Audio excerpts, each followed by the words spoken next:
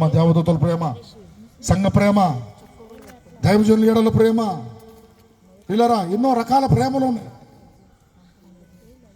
మొదటి రాజులు 19:19 ఏలియా అచ్చట ఉండి పోయి తరువాత అతనికి షాపాతు కుమారుడైన ఎలీషా కనబడెను. అతడు తన ముందర నుండి 12 అరకల ఎడ్ల చేత దున్నించు 12వ అరక తాను తోలించెను. పిల్లరా ఏలియా ఎలీషా వీళ్ళిద్దరిని చూస్తూ ఉంటే ఏలియా గురువు, ఎలీషా శిష్యుడు. ఈయన ఆయన్ని సేవకు పిలుస్తున్నాడు. సేవకు పిలుస్తుంటే ఇప్పుడు నేను రానండి అంటలేదు. వాటిని విడిచిపెట్టి త్యాగపూరితంగా వచ్చాడు. దేవునికి స్తోత్రం. హల్లెలూయా చెప్పండి. ఎలా వచ్చాడు సేవకి? నాన్న ఆ పేరాలో లాస్ట్ చదువు నాన్న, అదే పేర. ఎడ్లను విడిచి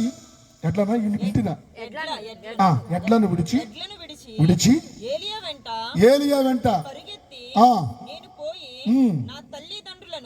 పిల్లరా వాటిని విడిచిపెట్టాడు. తల్లిదండ్రులకు ఒక మాట చెప్పాడు, వారిని కూడా విడిచిపెట్టాడు. ఏలియా వెంట వెళ్ళిపోయాడు. స్తోత్రం స్తోత్రం. ఈరోజు దైవజనుడు అంటే ఎంతమంది వస్తున్నారు? సేవ చేయాలని ఎంతమందికి ఉంది? నీ పిల్లల్ని సినిమా యాక్టర్లు చేయాలనుకుంటున్నావా? లోక సంబంధంగా బ్రతకడానికి చేయాలనుకుంటున్నావా? దైవజనుడు నమ్మని ఉంచితే ఆశీర్వాదం. స్తోత్రం.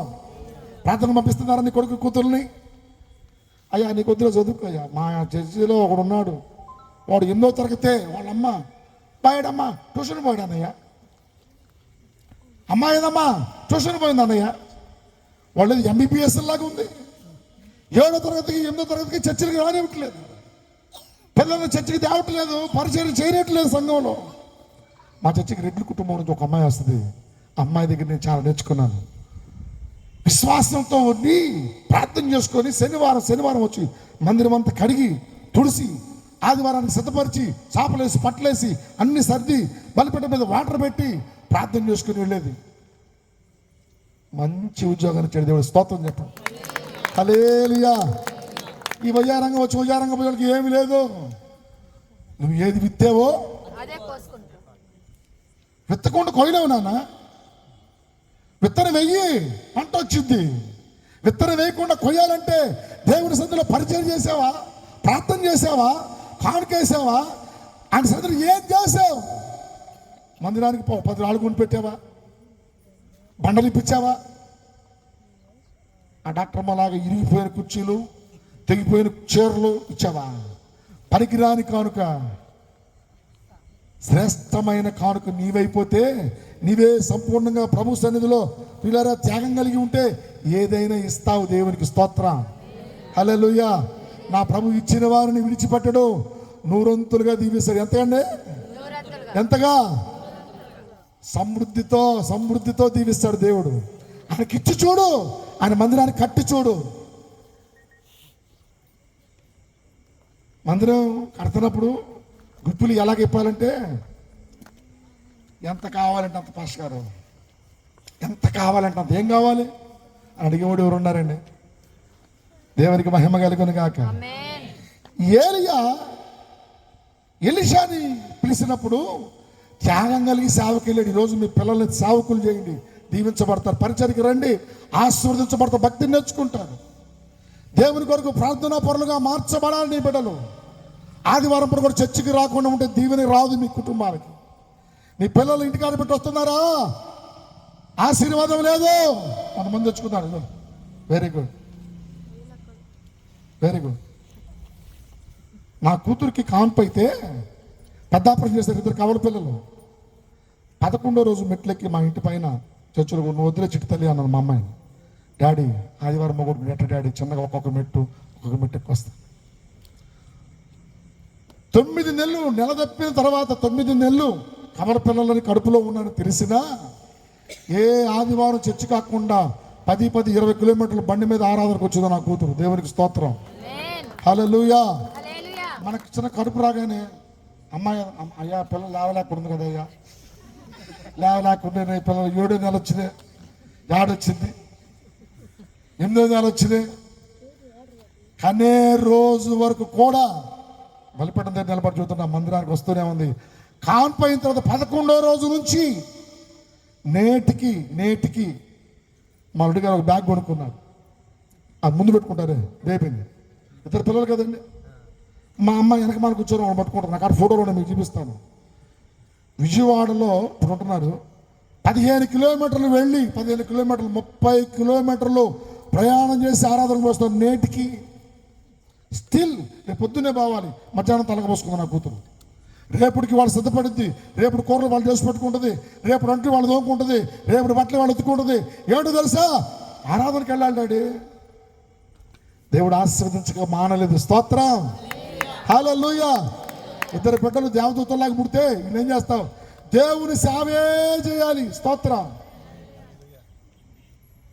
మా పిల్లలు అంటే నా మనవరాళ్ళు ఇద్దరు అంటే పాటలు కాదు డాడీ, పాస్టర్లకు మాత్రమే ఇస్తాను మేము తీర్మానం చేసుకున్నాం. నా బిడ్డలు దైవజనులు చేసుకోవాలి, వాళ్ళు దేవుని సేవే చేయాలి. చిన్న చిన్న పిల్లలు తీసుకుని వస్తుంటే ఎద్దుల్లాగా ఉండే ఇంత పిల్లలు, మీ అబ్బాయి అమ్మ రాలేదు ప్రార్థన అంటే, అన్నయ్య ట్యూషన్కి వెళ్ళాడు అన్నయ్య, నిద్రపోతున్నాడు అన్నయ్య, వాడు ఇందాకే వచ్చాడు, కాసేపైనా ఆడుకోవద్దా? చూడండి, పసిబిడ్డను తీసుకుని వచ్చింది బిడ్డ. Thank you, God bless you. చిన్న చిన్న పిల్లలను వంక పెట్టుకుని ఆగిపోతారు. కడుపు వచ్చిందని ఆగిపోతారు. తలనొప్పిని ఆగిపోతారు. మీ పిల్లల్ని తీసుకొని రారు. ఎంతమంది భర్తలు ఉన్నారో, ఎంతమంది పిల్లలు ఉన్నారో అందరూ ఆదివారం పూట మందిరంలో కనబడుదురు గాక. ఆమేన్, హల్లెలూయా, హల్లెలూయా. ప్రియులారా, ఎలీషా త్యాగం కలిగి ఏలియాని వెంబడించాడు. ఏలియా కన్నా ఎక్కువ గొప్ప కార్యాలు చేయగలిగాడు. దేవునికి స్తోత్రం. ఏలియా సెక్షన్ వదిలిపెడితే జక్కయ్య త్యాగం చూడండి. ఏమండి, ఎవరి త్యాగము? యేసు జస్ట్ ఏమనలేదు, జక్కయ్య ఈరోజు నేను మీ ఇంట్లో ఉంటాను, వెళ్ళలేను, నైట్ అయిపోయింది, వెళ్ళలేను అని చెప్పాడు. జక్కయ్య ఎందుకు వచ్చాడు? మారు మనసు ఉందా? చెప్పాలి, మాట్లాడండి. మారు మనసు ఉందా? చెప్పమ్మా, ఉందా? మంచోడా, భక్తుడా, పాటలు పాడతాడా? ఏం లేదు. అందరూ అంటున్నారు వీడు పాపాత్ముడైన మనుషుడు. చూస్తాకు వచ్చాడు. యేసు ప్రభు అలవకున్నాడు. ఈరోజు వస్తే మీ ఇంట్లో అవుతున్నాయో, రాత్రిపూట వెళ్ళలేను పద అన్నాడు. యేసు ప్రభు లోపల గుమ్మంలో కాలు పెడుతుంటే అందరూ ఏమంటున్నారు చెప్పండి. చక్కగా కద్దెలిదా మీకు? మాట్లాడండి, ఏదో చెప్పండి. చెప్పనా? కాలు పెడుతున్నాడు యేసు ప్రభు ఇంట్లోకి. ఏమన్నారు? పాపి అయిన మనుషుడు ఏంటో పశ్చాత్తకెళ్తున్నాడు, ఈయనంత మాత్రం కూడా మాకు అర్థమైంది అని యేసు ప్రభు గురించి సొనుక్కుంటూ వెనక మన కేకలు వినబడుతున్నాయి. పాపాత్ముడైన మనుషుడు ఇంట్లోకి వెళ్తున్నాడు, ఆడు దుర్మార్గుడు, ఆ చక్కయ్య గాడు దొంగ అంటున్నారు వాళ్ళందరూ. నమ్మటి చక్కగా నిలబడి, హలో వింటున్నారా? నా ఆస్తిలో సగాన్ని నేను పేదలకి ఇచ్చేస్తున్నాను. ఎవరికి? యేసు ప్రభు అడిగారా? వాళ్ళు అడిగారా? వాళ్ళు ఏమంటున్నారు చెప్పరే? బాగా డబ్బాలు వేసి వచ్చి పెట్టుకున్నారు, బాగా మెత్తగా ఉన్నారు. చెప్పరే? చెప్పే కదా, పాపాత్ముడైన మనుషుడు అంటే పశ్చాత్తకెళ్తానని చెప్పాడు కదా. ఎమ్మట ఈయన ఏమంటున్నాడు? నా ఆస్తిలో ఎవరికి ఇస్తాను? ఓకే, ఆయన అడగలేదు, ఈయన చెప్పలేదు, ఈయన తీర్మానం చేసుకున్నాడు. ఇంకా సనుగుతున్నారు, వీడు దుర్మార్గుడు, మోసగాడు, అడ చేశాడు వినపడుతుంది. మళ్ళీ ఎమ్మట చక్కగా వచ్చాడు. హలో, నేను ఎవరి దగ్గరేనాను ఏదైనా తీసుకుంటే 4 వంతులు ఎంత అండి? రూపాయికి 4 వంతులు. రూపాయి తీసుకుంటే ఎంత ఇవ్వాలి బ్రదర్? ప్లస్ రూపాయి, మొత్తం 5 రూపాయలు ఇవ్వాలి. ఫస్ట్ సగం ఏమైపోయింది? ఇంకెంత ఉంది? ఉన్న సగంలో ఒకటి తీసుకుంటే 4 వంతులు ఇస్తానని చెప్పాడు. ఈయన దగ్గర ఏముంది? ఏమి లేదు. యేసు వెంబడి స్టేట్మెంట్ ఇస్తున్నాడు, ఈయనను అబ్రహాము కుమారుడు నేడు ఇంటికి. ఎందుకు చెప్పాడు తెలుసా? యేసు ప్రభు వచ్చిన వెంటనే దక్కకి ఏమొచ్చింది? 2వ అంశంలోకి రండి. నో త్యాగము. 2వ సబ్జెక్ట్ చెప్తున్నాను. మొదటిది ఏంటి? సంపూర్ణంగా నువ్వు దేవుని ప్రేమిస్తే సంపూర్ణంగా లోబడి ఉంటావు. 2వ అంశము త్యాగం. జక్కయ్య త్యాగంగా మొత్తం ఇచ్చేసేసాడండి. యేసుబాబు ఉన్నాడు, జక్కయ్య అంత పోగొట్టుకున్నావా? నేను కాలు పెట్టగానే నీ ఆస్తి ఐశ్వర్యం అంత ఆవిరైపోయింది జక్కయ్య. అటా మరి నీ పరిస్థితి. నువ్వు నాగయ్యా, నువ్వు నాకుంటే బా ఆ రోమాలు నిక్కబడుస్తున్నాయి ఆ మాట. యేసయ్య మనతో ఉంటే ఎంత వస్తుందో తెలుసా? ఎంత వస్తుందో తెలుసా? కొలత లేదు, కొలత లేదు. కొలత లేని ప్రేమ నీది యేసయ్యా, కొలత లేని ప్రేమ నీది యేసయ్యా. నేను రాశాను అన్నమాట. కొలత లేదు ప్రేమ. యేసు ప్రభు ప్రేమ ఎంత ప్రేమమ్మా? పాపాత్మురాలను ప్రేమించాడా? రక్తస్రావం కలిగిన స్త్రీని ప్రేమించాడా? గుడ్డోడు ప్రేమించాడా? కుంటోడు ప్రేమించాడా? కుష్టి వ్యాధి కలిగిన ప్రేమించాడా? అటువంటి ప్రేమ యేసు ప్రభు ప్రేమ.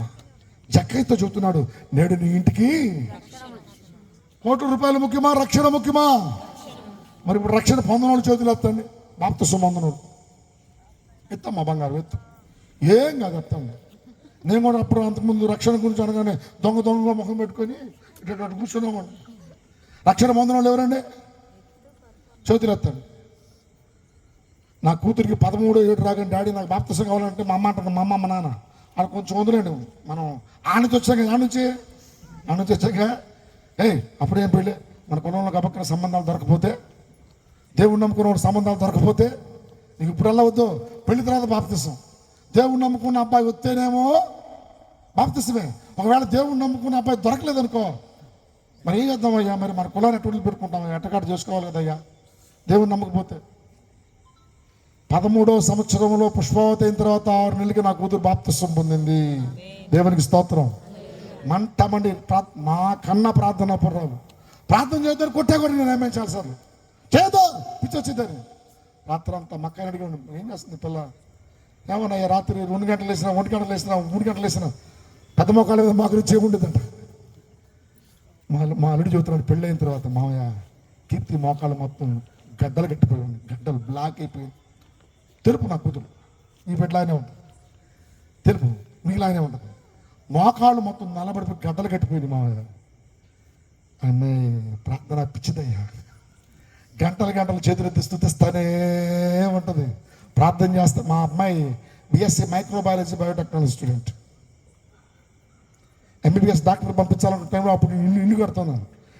డాక్టర్ ఉంది, నీట్ B కేటగిరీలో పాస్ అయ్యింది. డబ్బులు కట్టాలంటే నాకు డబ్బులు, డాక్టర్ చదువుతాను డాడీ, పేదలకు సేవ చేస్తాను డాడీ. ఎందుకు చదువుతున్నానంటే ఏం పిల్లరా? త్యాగం. ఆ రోజు ప్రార్థన చేసింది, రక్షణ పొంది 2 కవర్ పిల్లలను పట్టుకొని తిరుగుతుంటే అందరూ అయ్యో ఇష్టం ఉన్నారు దీంట్లో దేవదత్తలాగా పిల్లలు కూడా. దేవదత్తలు పోలిన పిల్లలు పుట్టారు.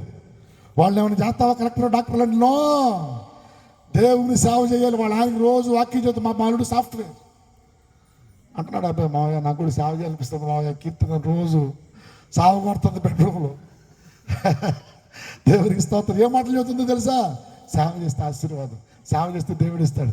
మా డాడీ చూడు చక్కగా సువార్త చేస్తున్నాడు, మనం అట్లా ఎప్పుడు సేవ చేస్తాం? నేను సేవకు ఇవ్వలేదు కానీ సేవకు కొడుకు ఇచ్చి మొత్తం మారిపోయారు. దేవుని కొరకు త్యాగం కలిగి నీ ఉంటే, నీ బిడ్డలను తయారు చేసుకొని సంఘంలో ఉంచితే నీ బిడ్డలు ప్రయోజకులతో లేకపోతే తాగుబోతులైపోతారు. పట్టుకోండి రా, త్యాగంతో సంఘంలో పరిచయం చేయించు. బాక్సులు పెట్టమను, మైకులు పెట్టమను, లైట్లు కట్టమను, చేపలు ఎత్తమను, చేపలు తీయమను, ఉయ్యారంగా వచ్చి ఉయ్యారంగా పోవడం సంఘానికి రావాలి, సేవ చేయాలి, త్యాగం కలిగి ఉండాలి. జక్కయ్య చేసిన త్యాగం దేవునికి స్తోత్రం. హల్లెలూయా, హల్లెలూయా. ప్రేమ అంటే ఏమిటో తెలుసా? ఒకటి ఇవ్వడం, రెండవది నష్టపోవటం. ఏంటంటే ఇవ్వడము నష్టపోవటం. మీరు ఏమి ఇచ్చారో ఏమి నష్టపోయారో నాకు తెలియదు, కానీ లాస్ట్ మాట చెప్పి నేను ముగిస్తాను. 3వ మాట, ప్రేమ సంపూర్ణ కృతజ్ఞత కలిగి ఉంటుంది. ఏం కలిగి ఉంటుందండి? చెప్పండి. మొదటి మాట ఏంటి బ్రదర్స్? సంపూర్ణంగా లోబడి ఉండడం. 2వ మాట సంపూర్ణమైన త్యాగం. 3వ మాట కృతజ్ఞత కలిగి ఉంటుంది. దేవునికి స్తోత్రం. హల్లెలూయా. సమయం లేదు కాబట్టి నేను త్వరగా చెబుతున్నాను. ఒక త్యాగాల గురించి చెబుతున్నాను. బైబిల్లో దావీదుకి అభిషేకం జరిగింది. ఓకే, అయితే దావీదుకి నాకు సౌండ్ ఇచ్చేసాను. దావీదుకి అభిషేకం జరిగింది కానీ ఏమీ లేదంటే సింహాసనం లేదు. ఏమీ లేదు. చెప్పండి. సింహాసనం లేదు. అరణ్య పాలైపోయాడు, శ్రమలో పడిపోయాడు, దెబ్బతినిపోయాడు, అడవిలో ఉన్నాడు. దావీదు చనిపోవాల్సింది అడవిలో. దావీదుని ఆహారం పెట్టి బ్రతికించిన వాళ్ళు ఎవరు అడవిలో? ఎవరమ్మా తెలుసా? ఎవరమ్మా? బైబిల్ భక్తులారా ఎవరు? దావీదు బావమరిది ఎవరండి? యోనాతాను. యోనాతాను అడవిలో ఉన్న దావీదుకి ఆహారం పెట్టి బ్రతికిచ్చాడండి, పోషించాడండి. ఒకానొక దినాన యోనాతాను చనిపోయాడు, సౌలు చనిపోయాడు, దావీదుకు ఉన్న శత్రువులను చనిపోయారు. దావీదుకి సింహాసనం వచ్చింది. దావీదు సింహాసనం మీద కూర్చోగానే నాట్యం ఆడేవాళ్ళని, లేకపోతే ఆ రాజరికాన్ని చూడలేదు. నేను ఈ స్థితిలో ఉన్నానంటే దీనికి కారణం ఎవరు?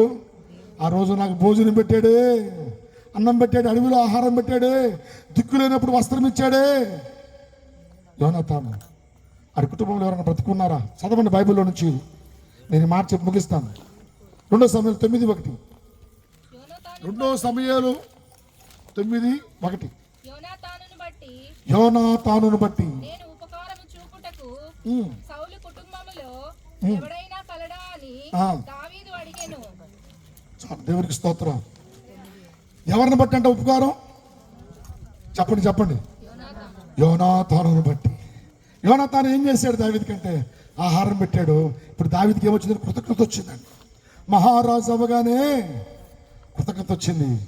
నేను కృతజ్ఞతను తీర్చుకోవాలి అనుకొని అడిగితే విచారిస్తే చెబుతారు, అయ్యా కుంటోడు ఒకడు ఉన్నాడయ్యా. అమ్మా అదే పేరాలో లాస్ట్లో చదువుతుంది, కుంటోడు ఒకడు ఉన్నాడయ్యా. దీన్ని ఎక్స్ప్లెయిన్ చేసి చెప్తే, పిల్లరా ఎంత మంచి విశేషం ఉందంటే దీంట్లో కృతజ్ఞత. నిజంగా ఇది కుంటి గాళ్ళ కల కుమారుడు ఒకడు ఉన్నాడని రాజుతో మనవి చేశాను. అతడు ఎక్కడ ఉన్నాడని దావీదు అడుగుతుంటే, సీబా చిత్తగించుము, అతడు లోదేబారులో. పిల్లరా వాడు అక్కడ పలానా చోట ఉన్నాడే అని చెప్పాడు. అయితే వాడిని తీసుకోనండి అయ్యా, వాడు నా ఇంట్లో భోజనం చేయాలి, నా బల్ల మీద భోజనం చేయాలని చెప్పి. ఎందుకయ్యా కుంటోడుతో? లేదు యోనాతానును బట్టి. ఎవరిని బట్టి? ఆడు నాకు ఉపకారం చేశాడు, నేను ఆ కుంటోడిని తెచ్చుకొని నేను కూడా చూస్తాను బైబిల్లో వాక్యాన్ని. 2 సమయాల కింద చూడండి, అందరూ చూడండి అమ్మా. ఆ అధ్యాయం లాస్ట్లో చూడు తల్లి.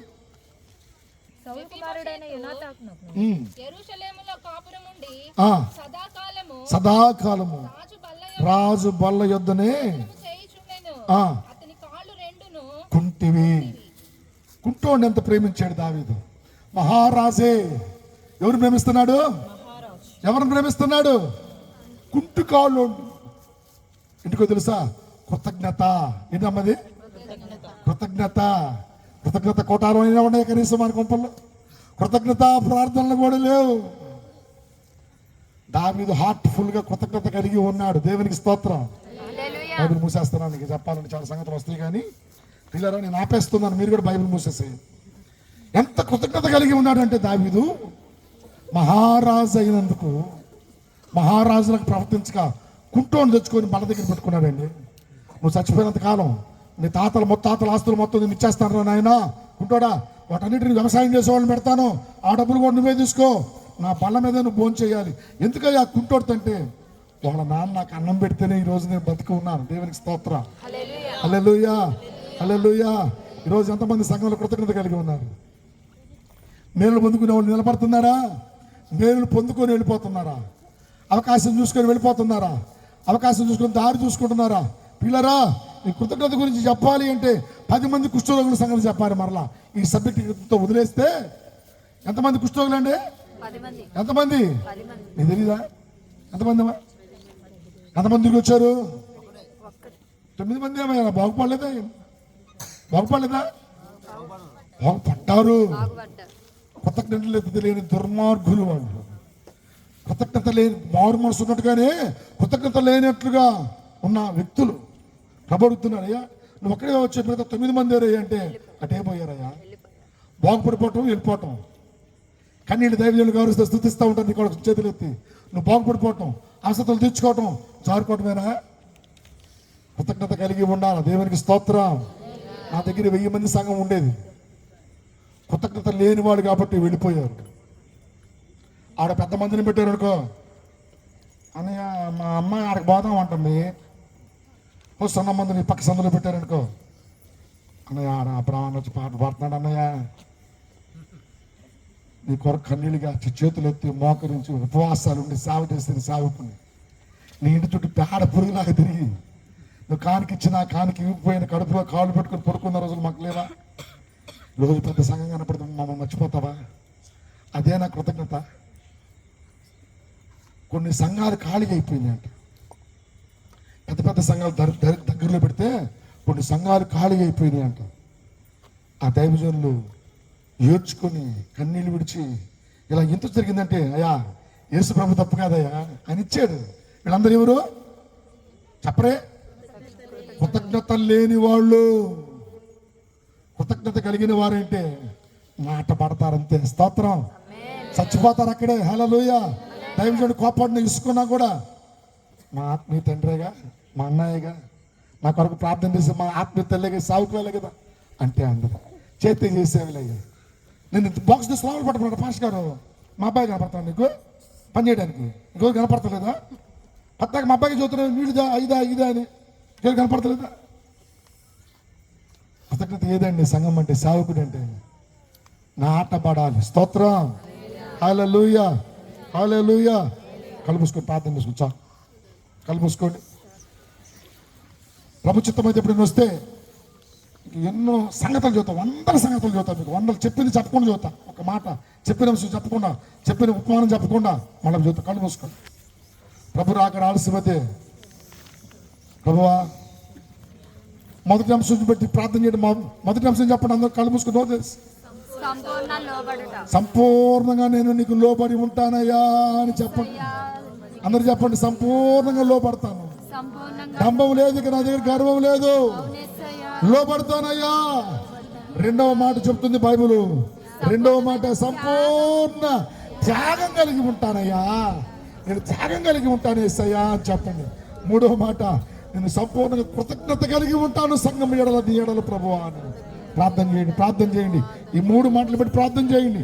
ప్రభువా నేను మొదటిది, ప్రభువా స్తోత్రాలు, సంపూర్ణంగా లోబడి ఉంటానయ్యా, సంపూర్ణంగా త్యాగం కలిగి ఉంటానయ్యా, నిన్ను ప్రేమించాను కాబట్టి సంపూర్ణంగా కృతజ్ఞత కలిగి ఉంటానయ్యా.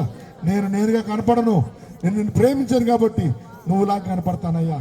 నేను కనపడను ఆయనకే, నేను కనపడనయ్యా, నిన్ను ప్రేమించాను, నేను నీలాగా కనపడతానయ్యా, నీలాగా కనపడతానయ్యా, నీలాగే కనపడుతుంది. వెళ్తే యేసుప్రభు అనుకోవాలయ్యా. నన్ను చూసి యేసుప్రభు ఎట్లా ఉంటాడా, యేసుప్రభు ఎట్లా ఉంటుందా అనుకోవాలయ్యా. నేను లోబడిపోతానయ్యా, త్యాగం కలిగి ఉంటానయ్యా, కృతజ్ఞత కలిగి ఉంటానయ్యా అని ప్రార్థన చేసుకో.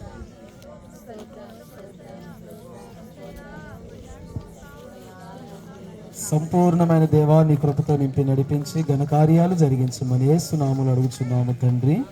ఆమేన్.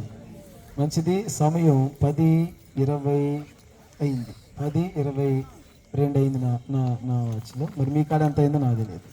హల్లెలూయా, హల్లెలూయా. ఎంతమంది బలపడ్డారు?